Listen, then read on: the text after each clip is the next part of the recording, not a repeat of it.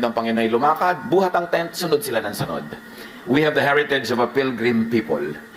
At nagkakorap-korap ang religion sa Israel nung nanahimik na sila sa templo sa Jerusalem. Doon nagkaroon ng corruption ng priesthood, doon nila dinimonize yung mga ibang mga religious groups outside of Jerusalem. Actually, hindi nakabuti overall na nagkaroon sila ng templo sa Jerusalem.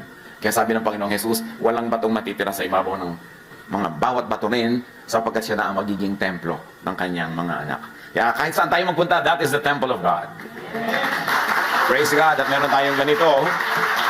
Hindi lahat ng araw meron tayong makukuhang lugar, so maghanda-handa kayo dyan. Di ba? Basta kahit saan, sama-sama tayo. Ecclesiastes 1:15. What is crooked cannot be straightened. What is lacking cannot be counted. Hindi na maitutuwid ang baluktot at hindi na mabibilang ang wala. Sayang na panahon at pagod. Panginoon, salamat dahil tinuturuan niyo kaming huwag magsayang. Huwag mag-aksaya ng panahon at pagod. At sa sandaling ito, ang aming puso, nilalaan namin, Panginoon, kami po'y gawin yung tahanan ng iyong Espiritu. Make us the habitation of your Spirit. Turn our hearts into your throne at kayo maghari sa aming buong pagkatao. Mangusap po kayo. Mga salita niyo ang magpaliwanag, magpalaya, at magpaganda ng buhay namin. Kayo ang aming inaasahang mga pangangaral. We hear only your voice, Father. Speak to your servant, but be the speaker. We seek you in the name of your Son, Jesus. Mga sayang na panahon at pagod. Ano bang mga sayang? Kahit balik-balikan natin ang Ecclesiastes, hindi mauubusan ng bagong katuruan kasi hindi nagbabago yung teksto, pero ang isip natin ang nagbabago. Nagmamature tayo, naiiba ang ating mga lenses, kaya marami tayong nakikita na hindi natin nakikita nung una. Kaya magandang balik-balikan, kahit yun at yun, yung text. Ecclesiastes 1:1-2. These are the words from the teacher, a son of David and king of Jerusalem. Everything is so meaningless. The teacher says that it is all a waste of time. Sayang na panahon. Do people really gain anything from all the hard work that they do in this life? Sayang na pagpapagod. Maiksi ang buhay. Dapat walang sinasayang na oras at pagod. Ito ang mga katuroan ng mangangaral, ang anak ni David na hari ng Israel. Napakawalang kabuluhan. Napakawalang kabuluhan. Lahat ay walang kabuluhan, sabi ng mangangaral. Of course, hindi naman literal na lahat walang kabuluhan. It's poetic language, so exaggerated. Ang ibig sabihin lang, napakaraming walang kabuluhan na binibigyan natin ng sobrang pansin. At dahil daw doon, you must not mistake activity for achievement. Hindi ko mo busy ka, may nangyayari na. Hindi ko mo napapagod ka, sulit na. Kailangan matalino. Huwag magsayang ng panahon at pagod sa mga walang kabuluhan. At ngayon, sa ating pagbubulay-bulay mga kapatid ng salita ni Solomon, the wisest man ever. Aside from Jesus, of course. Dapat natin ngayong bigyan agad ng personal application. Pag meron tayong mga dinadaanan na verses, ang inyo agad isipin, anong kahulugan nito sa buhay ko? Kayo ang magbigay ng kahulugan kasi kanya-kanya tayong kuha ng aral. Sabi niya sa Ecclesiastes 1:4, people live and people die, but the earth continues forever. Patuloy ang pagpapalit-palit ng mga lahi, ngunit hindi nagbabago ang daigdig. In other words, we do not own the land owns us. Kaya pag sasabihin itong aking mga ari-arian, no, ililibing ka dyan, yung alikabok mo mababalik na maging fertilizer ng mga puno ng papaya. So, we do not own the land. So, anong pag-aaksaya doon? Huwag magsayang ng panahon at pagod sa pagmamayari, sa paggangamkam. Huwag mag-aaksaya ng mga relasyon, pagmamahalan, pag-iibigan ng mga magkakapatid, magkakamag-anak, magkakaibigan dahil sa lupa. O dahil sa mga katumbas ng lupa ngayon, capital, dahil sa pera, kasi hindi natin talaga yan madadala. Ang kailangan mo lang na lupa, siguro 1 meter by 2, kung ililibing kang ganyan. Kung gagawin kang alabok, ang kailangan lang talaga isang Tupperware. So bakit mo sisirain ang relasyon mo sa mga kamag-anak mo dahil sa lupa? Bakit ka makikipag-away dahil sa lupa? Para maging sayo? It can never be yours. You are the land's. Kaya, yan ang pag-aaksaya. Pero mo magkakagaling yung magkakapatid dahil sa lupa. Yan ang sayang na pagod. Sayang na panahon. Ang saya-saya nyo ng mga bata pa kayo, naglalaro kayo, nanguhuli kayo ng gagamba, nag-aagaw kayo ng lastiko, mga kahan ng sigarilyo, tinetext-text na ganyan. Pagkatapos, nagkaroon kayo ng asa-asawa na susul-sul-sul sa inyo. Mag-aaway-away kayo magkakapatid. Sayang. Sayang ang panahon pinagsamahan. Dapat hindi sasayangin. Ecclesiastes 1:5-7. Ang araw ay patuloy sa pagsikat at patuloy sa paglubog. Pabalik-balik lang sa pinanggalingan. Ang hangin ay umiihi patungong timog, patungong hilaga. Buong araw na paikot-ikot. Lahat ng tubig ay umuwi sa dagat, ngunit hindi ito napupuno. Ang tubig ay bumabalik sa batis na pinagbulan upang muling umagos patungong karagatan. Everything is in cycles. Paulit-ulit lang. People enter the cycle at some point and exit at some point. Para bang sumasakay tayo sa Ferris wheel. At kung umabot kayo sa Ferris wheel, alam nyo na yon. Hindi niyata alam ng mga bata kayo ng Ferris wheel. Unless yung malalaking sobrang lalaki. Umiikot yan, sasakay ka, mababa ka kung saan ka rin sumakay at tuloy wala ka narating. Ang na-achieve mo, nahilo ka. May nakita pa ako nun sa Pasay na lagot yung mga kuryente, na kuryente ang buong Ferris wheel, talo na ng mga laman. Ang tanong, ba't ka sakay ng sakay sa Ferris wheel? Nahuhumpak yung tiyan mo pagpababa. At magbabayad ka pa. Alam niyo ba maraming tao ang buhay nila parang sumasakay sa Ferris wheel? Ikot ng ikot, wala naman nararating. Nag ng nag, wala naman na-achieve. Yun at yun din. Kaya sayang. Pero kung sasakay ka rin lang, make the most of your segment. Hindi lahat ng sumasakay sa Ferris wheel bumababa where they come from. Yung iba bumababa na dito sa gitna, nahuhulog na sila. Like you don't always complete 60, 70, 80 years of life. Merong 10 lang, bababa na, may 15. So kung ano man ang na-assign sa'yo na haba, sulitin mo yun. Ibig sabihin, huwag ka magsasayang ng pagod at oras sa mga walang katuturang bagay. Sayang yung segment mo. Sayang yung ride. So every segment should count. Huwag magsayang ng panahon at paikot-ikot lamang na walang nararating. Sa buhay natin, isang ganun din tayo eh. Paikot-ikot, papalit-palit. Pero yun at yun din lang. Kayo na mag-interpret kung ano yun sa inyong mga buhay. Kasi kanya-kanya yan ang kahulugan sa ating mga buhay. Ecclesiastes 1:8, words cannot fully explain things, but people continue speaking. Words come again and again to our ears, but our ears don't become full. And our eyes don't become full of what we see. So Solomon observes, we are never full. Kaya huwag na lang magsayang ng pagod at panahon sa pagpupuno ng hindi naman talaga mapupuno. Yung mahilig sa sapatos, kahit sandamukal na sapatos na yan, hindi pa rin kayo mapupuno. So tama na yung 5. Yung mahilig sa bag, kahit na mabili nyo ang lahat ng bag sa mundo, hindi pa rin kayo sasaya kasi yun ang hilig nyo eh. So tama na yung konti. Mami, bakit wala na po ito? Yung ulam ko, di malabdaw na miswa. Bumili ako ng Birkin, anak. So mga 5 taon tayo magmimiswa. Kung minsan you sacrifice so much for something, that's not really worth it. Bakit sinasabi ni Solomon? Kasi bulag tayo sa mga bagay na gusto natin. Kung anong hilig mo, bulag ka dyan. Kaya dapat tapunan ng liwanag ng wisdom ni Solomon, sabihin, sayang ang lahat ng ginagawa mo. Sayang ang binibili mo. Lalo pa nga kung malaki ang ibinabayad mo dyan. In terms of money, in terms of human relations, in terms of emotion, sayang. Because we are never really full anyway, so makontento ka ng hindi full. Yung mga naghahanap ng pag-ibig, to fill them, to complete them, wala nun. Hanggang tumanda ka na at gumagapag patungong libingan, naghahanap ka pa rin ng ko-complete sa'yo. So kung ano ka na yan, magsaya ka na. Huwag mo nang hanap-hanapin pa lahat ng kulang, enjoyin mo na yan kahit kulang. Para hindi masayang ang oras mo kahahanap. Kakukolekt. Ecclesiastes 1:9-10. Ang naganap nun, ay nangyayari rin ngayon. Ang mga nagawa nun ay magagawa rin ngayon. Walang bagong pangyayari sa mundong ito. Ang sabi ng iba, halika kayo, ito'y bago. Ngunit naganap na yan nung di pa tayo tao. Ang naiiba-iba lang yung physical aspect of things. Yung method, yung tools, but the essence is the same. Kahit anong makinarya pa, ang sabihin mong bagong invento, walang nangyaring bago. Ang totoo, ganun lang yun. Ang tao naghahanap ng ginhawa, noon hanggang ngayon. So ano man yun, kaya automatic, kaya ano ginhawa yun, pareho lang ang paghahanap. So hindi na tayo talaga giginhawa. Dahil nung araw, kung may TV set ka, ang yaman mo na. Tatayo ka, mapapalit-palit ka ng channel. Pero ngayon, parang napakalaking hirap na yan. Kailangan naka-remote. At alam mo kung sino ang tunay na Panginoon sa isang bahay, hawak niya ang remote. So, lumigaya ba tayo talaga? Kahit ganon, mas pinag-aawayan ngayon kung sino ang hawak ng remote. So, hindi rin nagbabago. Gusto lang natin guminhawa. Pero, makontento ka na kung hindi ka rin kumpleto maginhawa kasi hindi ka talaga kumpletong giginhawa. Dahil sabi ni Solomon, we are never full. Dati, Daddy, mag-abroad ka naman mga 5 taon lang para makabayad tayo ng utang, makaganito, ganon. Mamaya, 5 taon, Daddy, mga 50 years pa. Dahil hindi na matatapos ang gastos. Habang lumalaki ang kita, lalaki ang gastos, dumadami ang humihingi. Hindi rin kumpleto yan kahit kailan. Hindi ka rin luluwag. Kaya yung mga nagsasabing bigyan natin ng nanay pag maluwag tayo, nako, palayok na lang maibibigay nyo para sa kanyang abo. Kasi hindi na kayo luluwag.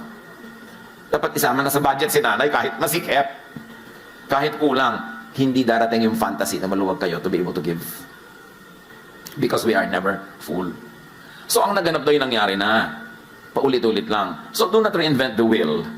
Just enjoy the ride. Whatever that means in your life. Ecclesiastes 1:11, hindi na maaalala ang mga nauna. At ang mga nangyayari ngayon ay malilimutan din sa hinaharap. Marami mga tao, pilit sila nagtatayo ng legacy. Legacy. Walang legacy. Yung mga pharaoh nga na nagtayo ng mga pyramid after 5,000 years. Natatandaan pa ba natin sila? Generic na lang, lahat pharaoh. Tapos. Konting-konti yung natatandaan, katulad ni Jose Rizal. At dahil lang nasa batas natin na pag-aralan ng Rizal Course. So huwag ka na magpagod para matandaan. Kasi alam mo, malilimot din ako. Talaga malilimutan ka. Bakit natatandaan mo ba lola mo? Ika-5th generation? Wala din naman, di ba? So huwag ka na magpagod na matandaan. Enjoyin mo na lang ang buhay mo. Yung kahit minsan, tinamahan ka ng araw, nakakita ka ng bituin ng araw, at pag tinawag ka ng Diyos, present. Pag nag-roll call, tapos, move on. Kasi hindi na babalik ang buhay na ito.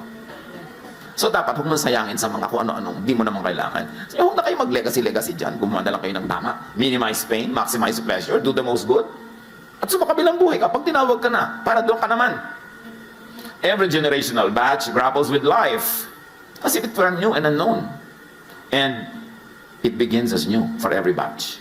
Kaya kahit anong payo bigay mo sa mga bata, ayaw makinig. Di ba?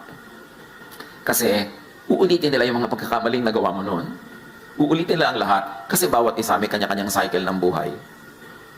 Hindi mo pwedeng i-accept yung next generation sa lahat ng naging mali mo. Then ano na magiging buhay nila? Perfect. Kasi wala ang mga bata hindi nakikinig. Mayroon talagang dapat pakinggan, pero dapat din nating tanggapin na built-in siguro yun para madiscover nila ang buhay for themselves, for them to learn from their own mistakes, like what we did, because we cannot exempt them from all the mistakes we made, because we should not exempt them from all the aspects of life.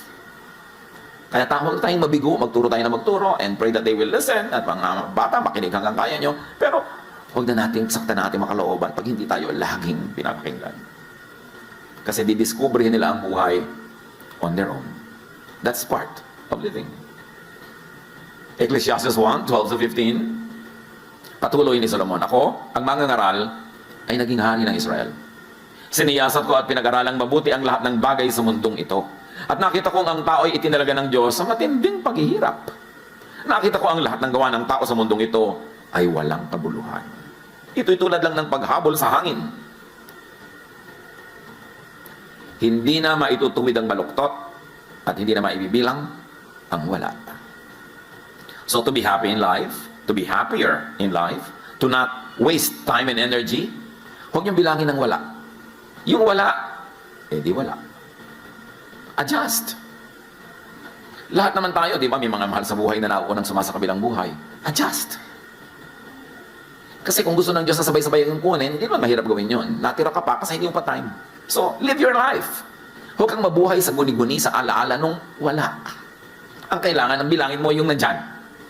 Para hindi dumami ang iyong mga lungkot. Sabi ko nun, hindi na maitutuwid ang baluktot. Ibig sabihin, what is crooked cannot be straightened out.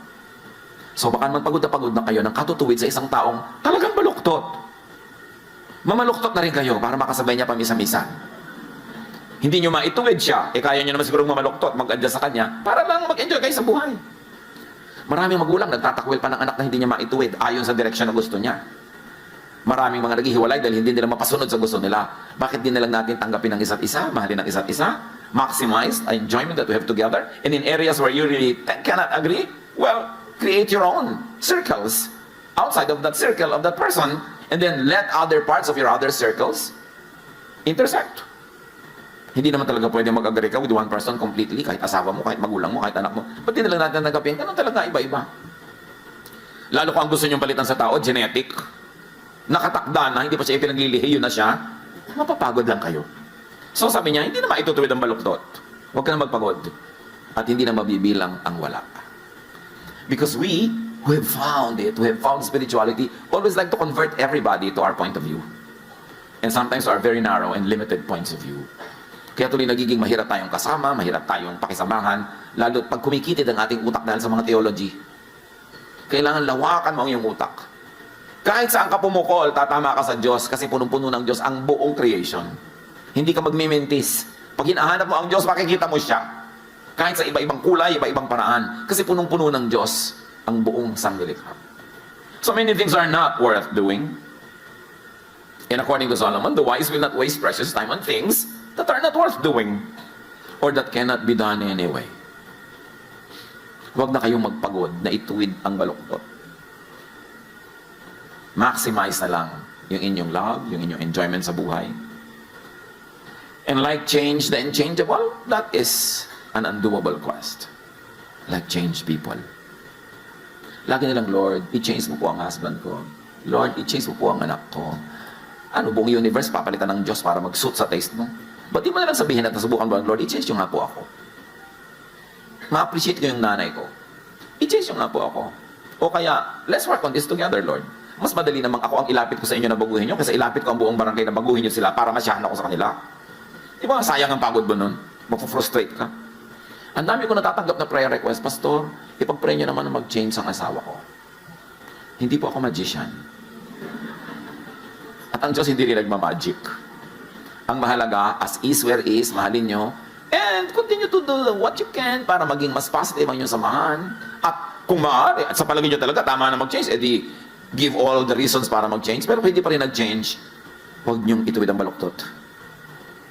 Mamamatay lang kayong bigo. Maghihiwa-hiwalay lang kayo ng lahat ng taong mahalaga sa inyong buhay. Yun ang importante yung tinuturo ni Jesus yung acceptance and love of people and for people. Sabi sa Jeremiah 13:23, can an Ethiopian change his skin or a leopard get spots? Of course, the answer is no. Ngayon kasi with technological manipulation, napapalitan mo yung tone of your skin. Pero nung ginawa itong verse na ito, ang ibig sabihin lang nila, impossible yun. And it must be understood from that point of view. Huwag kang mga tuwira na, ngayon pwede na. Hindi yun ang ibig sabihin ng writer. Ang ibig sabihin ng writer, what cannot be changed? You should not even endeavor to change. Ecclesiastes 1:16-18, sabi ko sa akin sarili, ang karunungan ko'y higit sa sinundan kong mga hari sa Jerusalem. Alam ko kung ano ang tunay na karunungan at kaalaman. Pinag-aralan kong mabuti ang pagkakaiba ng karunungan at ng kamangmangan, ng katalinuhan at ng kabaliwan. Ngunit, napatunayan kong ito rin ay tulad ng paghahabol sa hangin. Habang lumalawak ang karunungan ay dumarami ang alalahanin. At habang dumarami ang nalalaman, ay lalong tumitindi ang kapighatian. Sabi ba, tama ako. Talagang hindi ako nag-aaral doon. Diba? Tama ako, hindi na ako nagpakarunong. Hindi naman yun kasi kamangmangan yun eh. Alam niyo, siyempre yung poetic language exaggerated to drive home a point. Hindi binabaliwala ni Solomon ang karunungan. Ang sinasabi lang niya, habang rumurunong ka, humanda ka, kasi habang lumiliwanag ang iyong isip, mas marami ang nakikita mong kadiliman sa paligid. So, are you trying to be wise? Is trying to be wise a waste? Is trying to be wise a waste of time and effort? Ang sinasabi lang ni Solomon na ito, huwag magsayang ng pagod sa sobrang pag-iisip. Don't overthink. Yung may nakita ka lang na kung anong clue, nabuo na ang buong kasaysayan sa isip mo, na may kulasisi ang asawa mo, ibinabahay niya ganitong budget buwan-buwan, mas malaki ang refrigerator kaysa sa'yo. Dahil lang sa kaprasong guni-guni. Pero maraming guni-guni ng misis, totoo. Binigyan yata ang mga misis ng special gift ng Diyos na may antena. Pero hindi lahat ng nare-receive doon ay tama. Don't overthink. Ang anak mo wala pa sa bahay, wala ka namang magagawa talaga, hindi mo alam kung nasaan, matulog ka na. Kasi mag-overthink ka, wala rin naman mangyayari. Worry ka ng worry. Don't worry about something you cannot change. Ipas sa Diyos at itulog. Huwag mag-worry sa mga hindi mababago. Kung minsan meron tayong makaramdaman na talagang parang napaka-lala, just have quality of life. Enjoy whatever is left, and when you have to go, go. Do not struggle with it too much. Kasi, pag hindi mo yan tinanggap, lalo lang humahapdi, lalo lang humihirap, mangyayari din naman. Lagi na lang, sasabihin mo, what can I salvage from this situation? How can I make this thing better at the moment, given my limits, and given the potentials that I have in my hands? So, huwag magpagod sa sobrang pag-iisip. Lalo, Pastor, ano po kayo kakagunaw ng mundo? Yelo, tubig, apoy? Alam mo, bakit mo pinoproblema yan? May pambayad ka na ba sa ilaw next month? Wala po. Yan ang isipin mo, anak. Magtinda ka ng banana cue dyan para may pambayad ka. Kung paano magugunaw ang mundo, problema yan na yung Diyos. paano po kaya ako mamamatay? Kasi ayoko pong mamatay ng walang makeup. May nagsasabi talaga nun. Itato mo na ang makeup mo sa mukha, ha? Para sa kaman abutin, may kilay ka na. Mga bagay na hindi kailangan. Magpapakasal, pastor, magiging tapat po kaya sa akin ito buong buhay. 1 week siguro, baka pwede kong sabihin, pero beyond that, malay ko ba? Malay natin sa buhay. So, yung problemahin. Itong ibig ko sabihin mga kapatid na kayo ang mag-apply sa buhay nyo ng mga messages na ito. Kasi kayo lang ang may ganong kaliwanagan to connect the dots. Manuri, makiramdam, ano-ano ang pagsasayang nyo ng panahon at pagod na hindi naman dapat. Panginoon, turuan niyo po kami na i-apply ang karunungan ni Solomon sa pang-araw-araw naming buhay. Kayo ang magbigay sa amin ng liwanag ng pag-iisip para makapamili kami kung anong bibigyan ng panahon at pagod at kung ano yung isa sa isang tabi. Pagbulay-bulayin natin mga kapatid, huwag niyong madaliin, pag-isipan, and listen to the voice of the Spirit that is now guiding you to make very practical applications in your own private life. Love to you, mga pamangkin. Dito tayo mag-aral ng salita ng Diyos. Dito tayo mag-aral ng mga practical na bagay, magdalanginan para sa isa't isa, makinig ng mga mensahe, at dito tayo magsasama-sama spiritually sa ating official Ed Lapis YouTube channel na ang address ay Sabi ni Kuya Ed. Remember, dito tayo ha, Sabi ni Kuya Ed, ang ating official YouTube channel.